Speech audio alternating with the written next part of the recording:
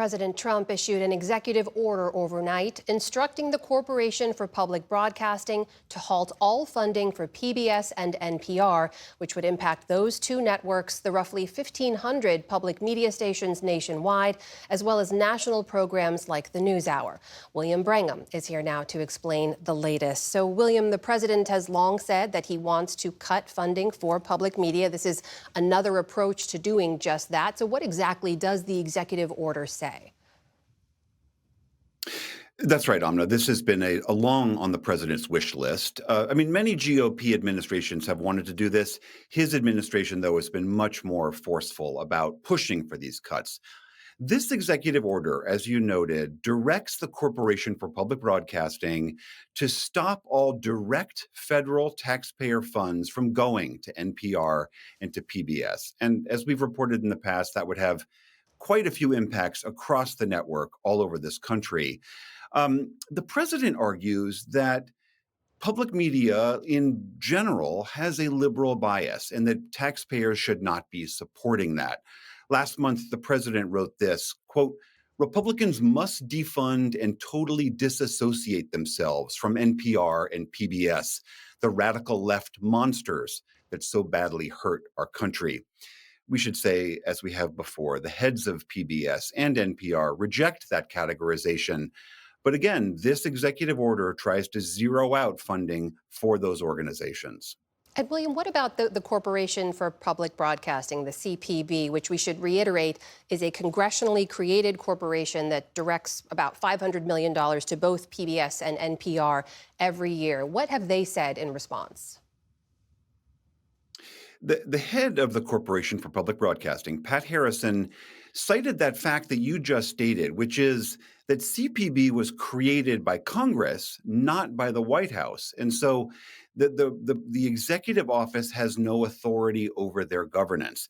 In her statement, she went on to say, quote, in creating CPB, Congress expressly forbade any department, agency, officer, or employee of the United States to exercise any direction, supervision, or control over educational television or radio broadcasting or over CPB or any of its grantees or contractors. So she's saying that Congress is in the driver's seat, not the White House. The heads of PBS and NPR argued much the same.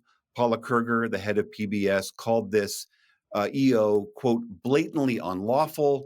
Catherine Marr, the head of NPR, said it will, quote, challenge this executive order using all means available. Of course, this also comes after the Trump administration this week tried to push out 3 members, all Democrats, from the board of CPB, and CPB is now suing over that. So, William, last month you reported on a different possible means of cutting public media funding that was not an executive order. What changed? That's right. In the past, the administration had tried this process called Recision. They said they were going to send a memo to Congress asking Congress to approve or deny clawing back the money that had been appropriated for the CPB.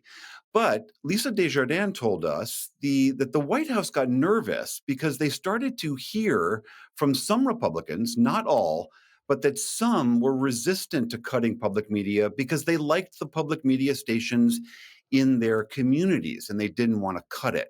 So because of the GOP's tight margins and because they were going to have this big negotiation over this spending immigration tax bill, the White House tried this approach instead. Again, it is unclear if this will work. So, William, just pull back for a little bit here. How does this fit into the larger campaign by the Trump administration that they're waging against the press? This is definitely part of a much larger strategy that the president is pushing back on all of the organizations and institutions that he believes are against him and his agenda. As we well know, most presidents have a fraught relationship with the press, but few take it to the extreme that this president has, either rhetorically or legally. He's repeatedly called the press the enemy of the people. He has sued ABC and CBS and 60 Minutes. He pushed the Associated Press out of the pool. He's called pollsters very recently from major media institutions criminals who should be investigated for election fraud because they published polls showing that his current policies are unpopular. Um, there's an organization that's called Reporters Without Borders, and every year they put out an annual measure of world press freedom. We should put up this chart. They just issued their most recent report, and it says that press freedoms in the United States have fallen to historical lows. Mm. William Brangham. William, thank you, as always, for your reporting. Thanks, Amna.